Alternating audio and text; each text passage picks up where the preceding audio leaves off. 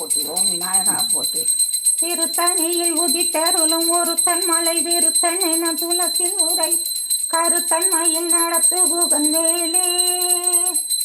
திருத்தணியில் உதித்தருளும் ஒருத்தன் மலை விருத்தன் என துலத்தில் உரை கருத்தன்மையில் நடத்து குகன் வேலே.